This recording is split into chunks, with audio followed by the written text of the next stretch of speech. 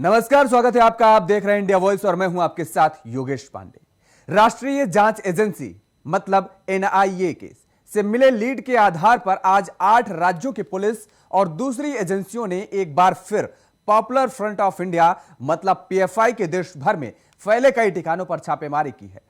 शुरुआती जानकारी के मुताबिक यह दूसरे राउंड की रेड बताई जा रही है। पहले राउंड में एनआईए ने छापेमारी की थी। जांच एजेंसियों ने अलग अलग जगहों से पीएफआई के कई मेंबर्स को गिरफ्तार भी किया था, जबकि कुछ लोगों को हिरासत में लिया गया था। वहीं दिल्ली, यूपी, कर्नाटक, महाराष्ट्र, मध्य प्रदेश समेत कई राज्यों में एक साथ पीएफआई के खिलाफ एक्शन हुआ है।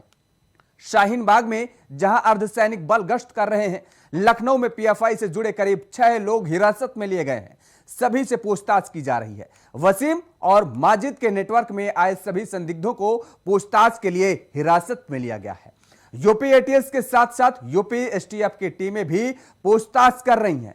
तो एटीएस टीम ने बुलंदशहर के स्याना के मोहल्ला चौधरियान में एक मौलवी को भी हिरासत में लिया है।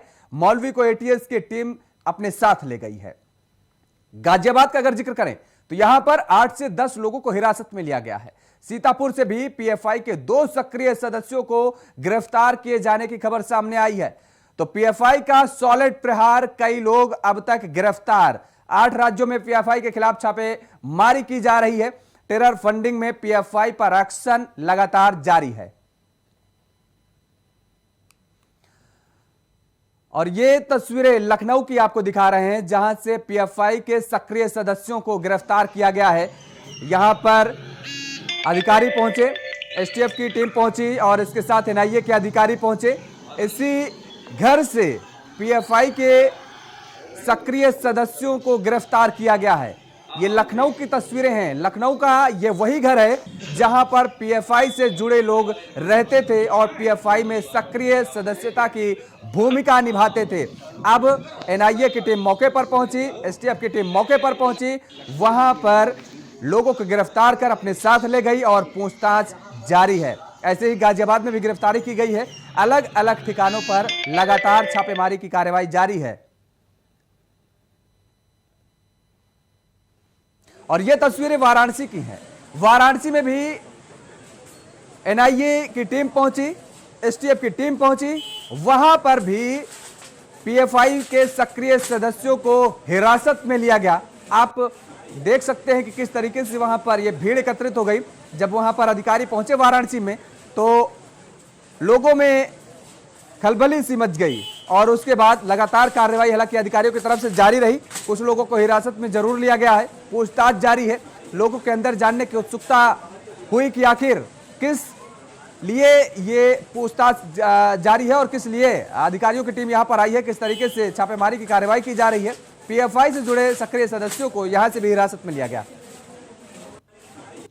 और अब आपको दिखाते हैं गाजियाबाद की ये तस्वीरें। देखिए, ये तस्वीरें गाजियाबाद की हैं। 6 लोगों को लखनऊ से जहां गिरफ्तार किया गया, हिरासत में लिया गया है, तो वहीं गाजियाबाद से भी कुछ सक्रिय लोगों को हिरासत में लिया गया है।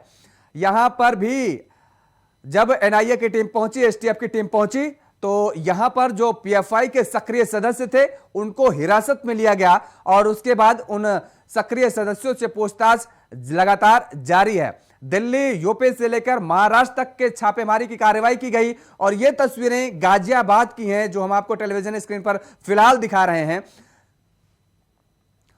और आइए अब आपको बुलंदशहर की तस्वीरें दिखाते हैं। ये बुलंदशहर की तस्वीरें हैं। देखिए, ये वही घर है जहां पर बताया जा रहा है कि लोग इसी घर में मौजूद थे, इसी घर में रहते थे और पीएफआई के सक्रिय वो सदस्य थे। लगातार पीएफआई में वो अपनी अहम भूमिका निभाते थे एक सदस्य के रूप में। और जाहिर तौर पर है पीएफआई पर पहले भी कई सारे आरोप लग चुके हैं। लगातार पीएफआई को लेकर के हो हल्ला होता है और जिस तरीके से टेरर फंडिंग को लेकर के आरोप लगे हैं, बावजूद इसके लगातार सक्रियता जो बना के रखे हुए हैं। उत्तर प्रदेश में भी ऐसे लोग उसके सदस्य के रूप में काम करते नजर आ रहे हैं। और लगातार हालांकि एनआईए की टीम और एसटीएफ जैसे जो एजेंसियां हैं उनकी टीम लगातार ऐसे लोगों पर निगरानी भी रखती हैं। लेकिन एक बार फिर से इसी कड़ी में आज ही छापेमारी की कार्रवाई को अंजाम दिया गया और बुलंदशहर भी एनआईए की टीम पहुंची, एसटीएफ की टीम पहुंची। वहां पर जो पीएफआई के सक्रिय सदस्य थे उन्हें भी हिरासत में लिया गया है। तो ये तस्वीर बुलंदशहर की है, उसी घर की है जहां पर पीएफआई के सक्रिय सदस्य रहते थे। और बताया जा रहा है कि जब यहां पर टीम पहुंची तो आसपास के लोगों में भी हड़कंप मच गया और जिस तरीके से लोगों को हिरासत में लिया गया है, लगातार अलग अलग जगहों पर छापेमारी की कार्रवाई को अंजाम दिया गया, लोगों को हिरासत में लिया गया। जो लोग हिरासत में लिए गए हैं अब उनसे एजेंसियां को, जो टीमें हैं, एजेंसियों के जो अधिकारी हैं, वो लगातार पूछताछ उनसे जारी रखे हुए हैं। लगातार जानकारी लेने की कोशिश कर रहे हैं कि आखिर किस तरीके से फंडिंग होती है, किस तरीके से काम किया जाता है, क्योंकि जिस तरीके से पीएफआई को लेकर के अक्सर विवादों में पीएफआई रहती है और ऐसे में ये आरोप लगता है कि दरअसल पीएफआई में जो फंडिंग होती है वो टेरर फंडिंग होती है और ऐसे में तमाम सारे सवाल भी उठते हैं। आज इसी कड़ी में कई राज्यों में आज छापेमारी की कार्रवाई को अंजाम दिया गया। लगातार जिस तरीके से अभी भी छापेमारी की कार्रवाई जारी है और दर्शकों को यह भी बता दें कि लगातार जिस तरीके से कार्रवाई का अगर जिक्र करें तो आतंकी फंडिंग को लेकर एनआईए आज एक बार फिर से कई राज्यों में छापेमारी कर रही है।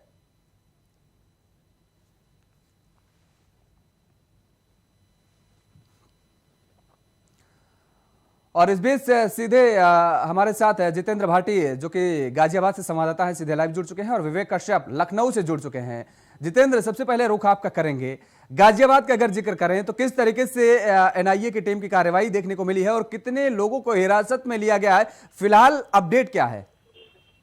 देखिए, जिला गाजियाबाद है और यहाँ पर इससे पहले भी कई ऐसे आतंकी गतिविधियों में शामिल लोगों को गिरफ्तार किया गया है और अब जब पीएफआई की जो लगातार पीएफआई के लोगों को पकड़ने के लिए कवायद तेज की गई है, एनआईए की टीम लगातार कलसीना के गांव कलसीना, जिस गांव का नाम बताया जा रहा है, वहां पर छापेमारी की गई है। एटीएस की टीम मौजूद थी और एनआईए की टीम मौके पर मौजूद थी, जिसे लगातार लोगों को गिरफ्तार किया गया था। गौरतलब है कि पीछे दिनों भी कुछ दिन पहले भी छापेमारी की गई थी, सुबह 4 बजे छापेमारी की गई थी और उस दौरान जो शख्स जिस पर गिरफ्तारी करने की बात कही गई थी वो मौके से फरार हो गया था। महिलाओं को उसने सामने कर दिया था और महिलाओं से जब झड़प हुई एनआईए की टीम की तभी वो वहां से फरार हो गया। हालांकि कुछ देर बाद उसे दिल्ली से गिरफ्तार कर लिया गया था।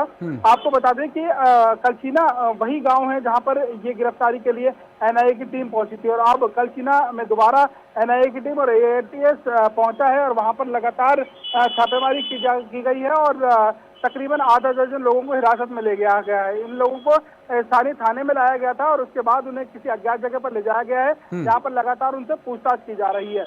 आपको बता दें कि पॉपुलर फ्रंट ऑफ इंडिया, जिस तरीके से पीएफआई काम करती है, आतंकी गतिविधियों में शामिल रहती है और फंडिंग, खासतौर से टेरर फंडिंग के जो मामले हैं, यानी कि जो आतंकी हैं उनको कहीं ना कहीं सहयोग प्रदान करना, फाइनेंशियली सहयोग प्रदान करना, इसमें ही शामिल रही है। अब ऐसे में गिरफ्तारियां जाहिर तौर पर लाजमी भी हैं और लगातार जो गिरफ्तारियां हो रही हैं उनसे लगातार ये पूछताछ की जा रही है कि कौन कौन लोग हैं जो इसमें शामिल रहे हैं और किन किन लोगों से लोगों के संबंध है। संबंध को लेकर ये आरोप लगे हैं कि इन सभी लोगों के जो टेररिस्ट है या जो पीएफआई के एजेंट है उनसे इनके संबंध रहे हैं और अब इन लोगों से लगातार पूछताछ की जा रही है। बिल्कुल विवेक, लखनऊ का क्या कुछ अपडेट है? लखनऊ में भी छापेमारी की कार्रवाई की गई है, वहां पर भी लोगों को हिरासत में लिया गया क्या? जी बिल्कुल, जिस तरह से लखनऊ में एनआईए की टीम ने पीएफआई के लोगों को, सक्रिय सदस्य लोगों को पकड़ा है। वैसे बता दें आपको, इंदिरा नगर में वसीम नामक जो व्यक्ति था उसको एनआईए की टीम ने सुबह 4 बजे के लगभग छापेमारी के दौरान पकड़ा। उसके बाद दस्तावेज पाए गए, इलेक्ट्रॉनिक गैजेट पाए गए और साथ ही आपको बता दें कि सुबह 4 बजे जब छापेमारी की गई तो उस समय परिवार में उनके चाचा और उनकी वाइफ थी जो कि मौजूदा थे। साथ ही उसके बाद जिस तरह से माहौल था वो पूरा भयानक था, क्योंकि मोहल्ले में एक दहशत का माहौल तैयार हो गया था, क्योंकि पूरे मोहल्ले वो छावनी के तौर पर तैयार कर दिया गया था। इसी से थोड़ी दूर पे लौकुश नगर है जो कि वसीम का दोस्त रहता है, वहां पर उसको भी एनआईए की टीम ने पूछताछ के लिए उठा ली। और फिर उसके बाद बताया जा रहा है कि जो वसीम है उसकी भूतनाथ मार्केट से दर्जी की दुकान है, वो दर्जी का काम करता है, कपड़े सिलने का काम करता है। कहीं ना कहीं इसका जो दूसरा मकान है वो चिन्हट में है, इसका चाचा का जो मकान है वो चिन्हट में है। उसके बाद पुलिस ने चिन्हट में भी छापेमारी की। छापेमारी के दौरान चाचा से पूछताछ की। चाचा को तो छोड़ दिया गया लेकिन वसीम को एक गुप्त स्थान पर ले जाया गया और पूछताछ की जा रही है। और बता दें थोड़ी दूरी पे ही वहां से लगभग 5-6 किलोमीटर पे हसनगंज एरिया है, जहां पर मक्कागंज इलाका अहमद बेग नामक व्यक्ति को पकड़ा गया, क्योंकि वो वहां पे 12 साल से किराए पर रह रहा था। बताया जा रहा है कि वो लखनऊ के नदुआ कॉलेज में बच्चों को पढ़ाता भी था। नानपारा जो गोंडा के आगे एक जिला पड़ता है, वहां पर चुनाव भी लड़ा है एक राजनीतिक पार्टी के तौर पर। कहीं ना कहीं ये जो अहमद बेग है, इसके पास भी इलेक्ट्रॉनिक गैजेट पाए गए हैं। यूट्यूब और फेसबुक के जरिए ये भड़काऊ मैसेज देता था, महिलाओं को ट्रेन करता था, क्योंकि ये एनआरसी के दौरान जिस तरह से महिलाओं ने प्रदर्शन किया था, साजिश के तौर पर जो अहमद बेग है उन्हें ट्रेनिंग दी गई थी कि महिलाओं को तैयार किया जाए। और सीएनआरसी में जो महिलाएं लखनऊ में प्रदर्शन किया गया था जब 2019 में, उन महिलाओं को सामने रख के पीछे जो पुरुष थे उन्होंने पत्थरबाजी की थी। कहीं ना कहीं ये पीएफआई के लोग ही थे जिनका पूरा एक नेटवर्क तैयार किया गया था। और जो अहमद बेग है इन्होंने बाकी महिलाओं को ट्रेनिंग करने का काम किया था। इनके पास से लगभग 22 पुस्तकें पाई गई है, 7200 रुपए पाए गए और साथ ही लैपटॉप पाया गया है, इलेक्ट्रॉनिक गैजेट पाया गया है, एक मोबाइल फोन पाया गया है। तो कहीं ना कहीं लगातार लखनऊ में जो पीएफआई के सदस्य थे वो सक्रिय थे, क्योंकि कहा जाता है कि जो पीएफआई है आतंकवादी जो संगठन में संलिप्त रहती है, क्रिया करती रहती है। ऐसी आतंकवादी जो काम है वो कहीं ना कहीं करने का बड़ा आरोप लगता रहता है। और इसी बीच हमारे साथ वरुण शर्मा भी जुड़ चुके हैं, बुलंदशहर से संवाददाता। वरुण, बुलंदशहर में भी छापेमारी की कार्रवाई को अंजाम दिया गया है, एनआईए की टीम की तरफ से, एसटीएफ की टीम भी मौजूद रही। क्या कुछ अपडेट है, लेटेस्ट अपडेट?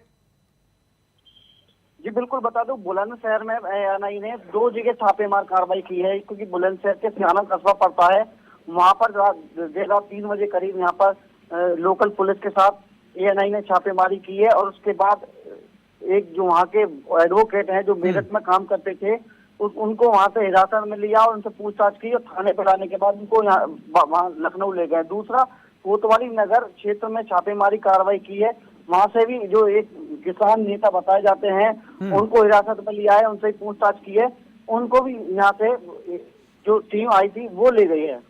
बिल्कुल जितेंद्र, जिस तरीके से अभी विवेक ने बताया कि लखनऊ में जब छापेमारी की कार्रवाई की गई तो इस दौरान कई गैजेट्स भी बरामद हुए, जैसे लैपटॉप बरामद हुए, कुछ कैश रुपए भी बरामद किए गए। तो गाजियाबाद में भी ऐसा कुछ बरामदगी हुई है क्या जितेंद्र? चलिए, संपर्क नहीं हो पा रहा, फिर से जुड़ने की कोशिश करेंगे। तो लखनऊ समेत कई जगहों पर आज छापेमारी की कार्रवाई को अंजाम दिया गया है। बुलंदशहर में भी छापेमारी की कार्रवाई की गई है।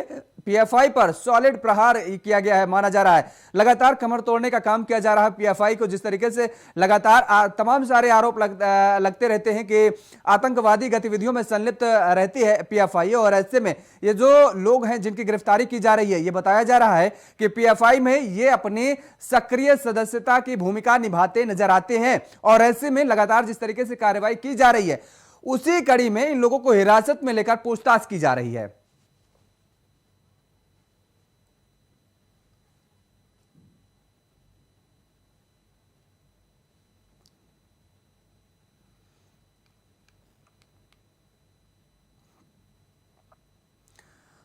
तो दिल्ली, यूपी समेत कई ठिकानों पर आज छापेमारी की कार्रवाई की गई है। लखनऊ से पीएफआई से जुड़े 6 लोगों को हिरासत में लिया गया है। बुलंदशहर से भी एक मौलवी को हिरासत में लिया गया है। पीएफआई पर सॉलिड प्रहार किया गया है एनआईए की तरफ से। लगातार छापेमार की कार्रवाई की जा रही है। माना जा रहा है कि जो आतंकवादी गतिविधियों में संलिप्त पीएफआई है, उसकी कमर तोड़ने का काम लगातार एनआईए की तरफ से किया जा रहा है। और रुक करेंगे अब फतेहपुर का, जहां पर जिले में छात्र छात्राओं को टैबलेट वितरण कार्यक्रम के दौरान केंद्रीय मंत्री साध्वी निरंजन ज्योति ने राजस्थान कांग्रेस में चल रहे राजनीतिक घमासान कांग्रेस पर बड़ा हमला बोला है।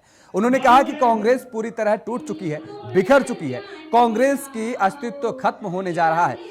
2 राज्य बचे हैं और इस बार के चुनाव में वो भी खत्म हो जाएंगे। वहीं उन्होंने आजम खान द्वारा पुलिस की सुरक्षा वापस करने के सवाल पर कहा कि जो आदमी बिल्कुल खत्म होने की कगार पर है, उसके लिए मैं क्या कह सकती हूं।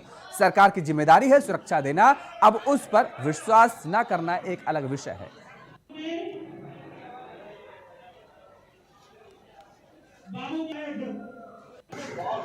ये तो कांग्रेस ही जवाब दे सकती है।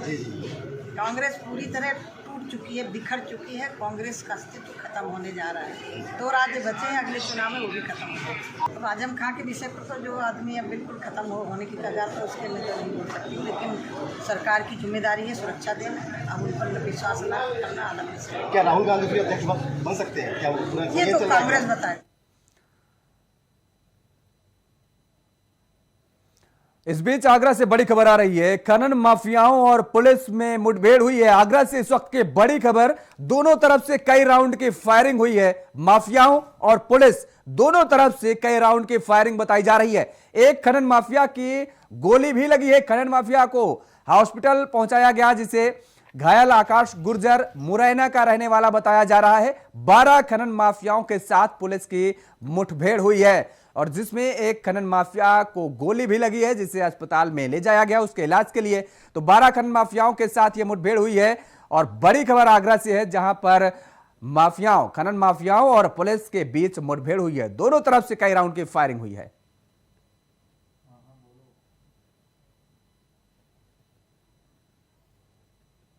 जो पुलिस टीम वहाँ पे गश्त पे थी और उनको निर्देशित भी किया गया था,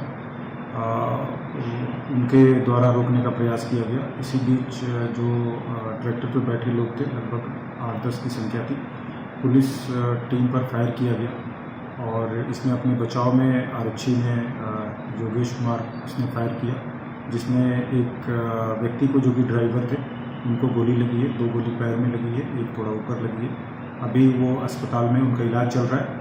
और अभी हाल में लगभग 106 मुकदमे भी लिखे गए खनन माफियाओं के खिलाफ और साथ में लगभग 80 डंपर। रुक करेंगे संभल का, जहां पर मासूम की रेप के बाद आग लगाकर हत्या करने वाले आरोपी को पॉक्सो कोर्ट ने आजीवन कारावास की सजा सुनाई है और इसके साथ ही आरोपी पर 20,000 रुपए का जुर्माना भी लगाया है। बता दें कि 11 साल की मासूम को बंधक बनाकर पड़ोस के युवक ने रेप किया और मिट्टी के तेल की कट्टी लेकर पहुंचा। युवक दोबारा मासूम के साथ रेप करने की धमकी देते हुए उसने मासूम पर मिट्टी का तेल डालकर उसे जलाकर मार डाला। पूरा मामला संभल के तत्कालीन थाना नखासा और वर्तमान थाना हजरत नगर गढ़ी क्षेत्र का बताया जा रहा है। एडीजे पॉक्सो कोर्ट में इसमें सुनवाई चल रही थी पिछले 4 सालों से और पिछले काफ़ी लंबे समय से सारे गवाह वगैरह मेरे द्वारा इसमें परीक्षित कराए गए थे। राज्य सरकार की ओर से मेरे द्वारा इसमें पैरवी की जा रही थी। तो इसमें जो है आजीवन कारावास और 20,000 रुपए की अर्थदंड से दंडित किया गया। बिल्कुल मैं इनकी बात से सहमत हूँ। देखिए, ये rare of the rarest matter है और माननीय उच्चतम न्यायालय ने निर्भया हत्याकांड में अपना स्पष्ट राय दी है कि सजा ऐसी होनी चाहिए जिससे कि समाज में जिसका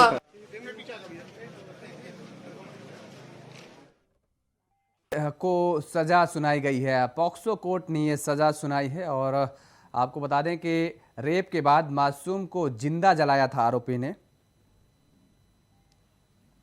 और ज्यादा जानकारी के साथ हमारे संवाददाता सतीश हमारे साथ फोन लाइन पर बने हुए हैं। सतीश, क्या कुछ पूरा मामला है? पॉक्सो कोर्ट ने अब सजा सुनाई है।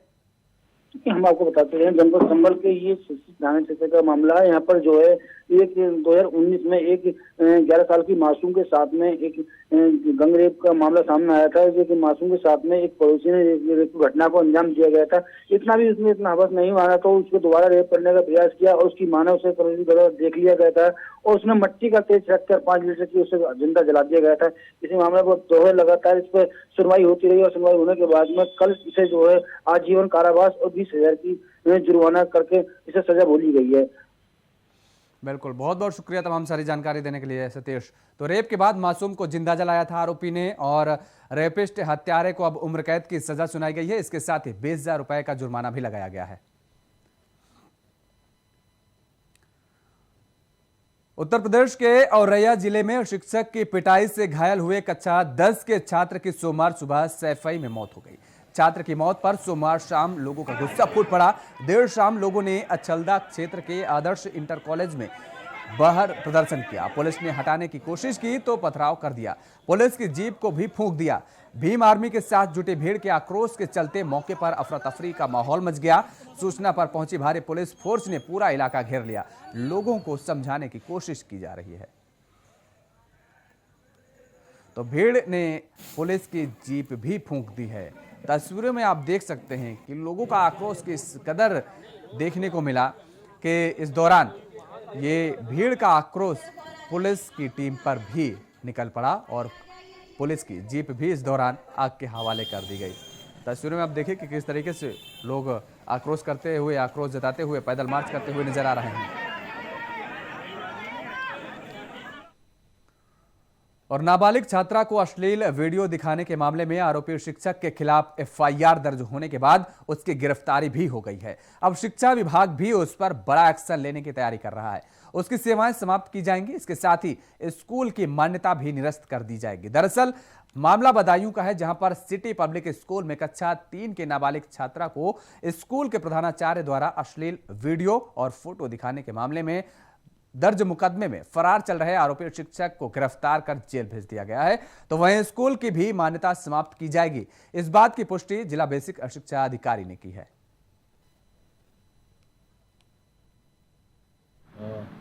विभागीय कार्यवाही तो मतलब वहाँ के प्रबंधक को नोटिस जारी किया जाएगा। यदि ऐसे प्रकार के अध्यापक नियुक्त होते हैं तो गलत है और उनको सेवाएं समाप्त कर दी जाएंगी। अगर जो प्रधानाध्यापक गिरफ्तार हुए हैं उनकी सेवाएं तत्काल प्रभाव से समाप्त करने की कार्रवाई की जाएगी और अगर स्कूल प्रशासन नहीं मानता है तो उनकी मान्यता समाप्त की जाएगी। और ज्यादा जानकारी के साथ हमारे संवाददाता सतीश हमारे साथ फोन लाइन पर बने हुए हैं। सतीश, बदायूं के सिटी पब्लिक स्कूल का ये पूरा मामला बताया जा रहा है कि अश्लील वीडियो दिखा रहा था ये प्रधानाचार्य और अब उसे हिरासत में ले लिया गया है। जी, मैं बताना चाहूंगा कि ये काफी दिनों से मामला सुर्खियों में चल रहा है। एक नाबालिग बच्ची को एक टीचर अश्लील वीडियो व फोटो दिखाता था, जिसकी शिकायत उसने अपने परिजनों से की थी। उसके बाद वहां पर जाके हंगामा विद्यालय पर हुआ था। उसके बाद जाकर ये कहीं रिपोर्ट दर्ज की गई थी, जिसके बाद आज टीचर को हिरासत में ले लिया पुलिस ने।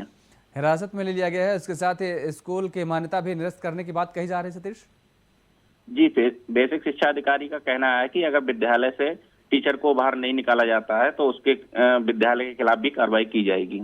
बहुत बहुत शुक्रिया तमाम सारी जानकारी देने के लिए सतीश। तो आरोपी शिक्षक को पुलिस ने गिरफ्तार कर लिया है।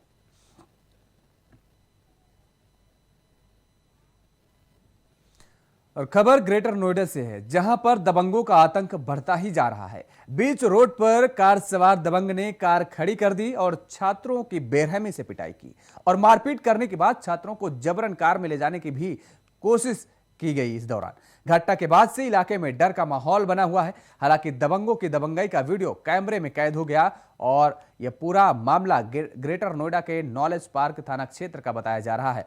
तो ग्रेटर नोएडा में दबंगों के हौसले इस कदर बुलंद होते नजर आ रहे हैं कि बीच सड़क पर छात्रों को बेरहमी से पीटा गया और उसके बाद उन छात्रों को कार में ले जाने की कोशिश की गई और घटना के बाद हालांकि इलाके में अब डर का माहौल बना हुआ है और यह पूरा मामला सीसीटीवी कैमरे में कैद हो गया।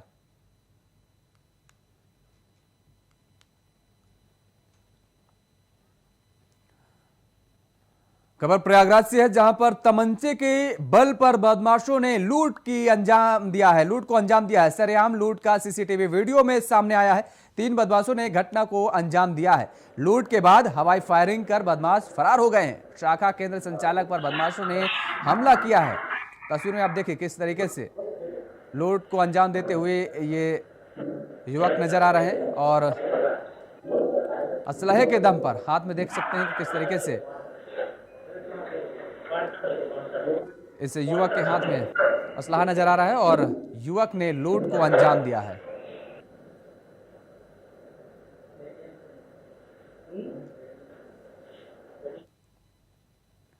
उधर महाराजगंज में विश्व पर्यटन दिवस के मौके पर भारत नेपाल सीमा के सुनौली में कार्यक्रम का आयोजन किया गया। इस बीच बालकृष्ण खार गृहमंत्री ने पर्यटकों का स्वागत किया।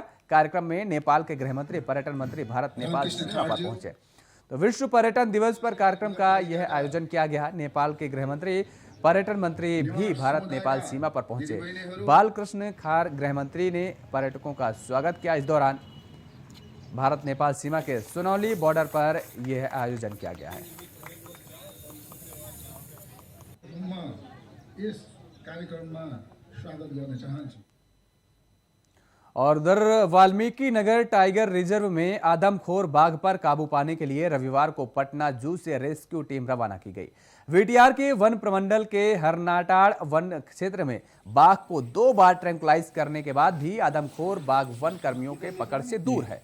पटना जू से रवाना हुई रेस्क्यू टीम में एक पशु चिकित्सक समरेंद्र कुमार के साथ 3 वन कर्मियों को भी शामिल किया गया है। बाघ को पकड़ने के लिए 5 वन क्षेत्रों के वन कर्मियों के साथ पटना जू की रेस्क्यू टीम भी अपना सहयोग देगी। जो अभी हम लोग इस टाइगर का रेस्क्यू कर रहे हैं, ये अभी हार्डली ये जस्ट जुवेनाइल टाइगर है जिसने जस्ट अपनी जवानी में कदम रखा ही है। और हमको उम्मीद है कि इसको हम लोग बहुत जल्दी रेस्क्यू कर लेंगे, क्योंकि इसने जो अभी तक अपनी हैबिट्स दिखाई हैं, उस हैबिट से हम इसने कौन सा इलाका पसंद किया है मूवमेंट के लिए वो निश्चित कर सके हैं। साथ ही इसके हम ये भी निश्चित कर सके हैं कि कहाँ पर ये बार बार आना चाहता है। तो इसलिए हम लोग आशान्वित हैं कि इसको हम लोग जल्दी ही काबू। इस बुलेटिन में फिलहाल इतना ही। खबरों के लिए आप देखते रहिए इंडिया वॉइस। नमस्कार।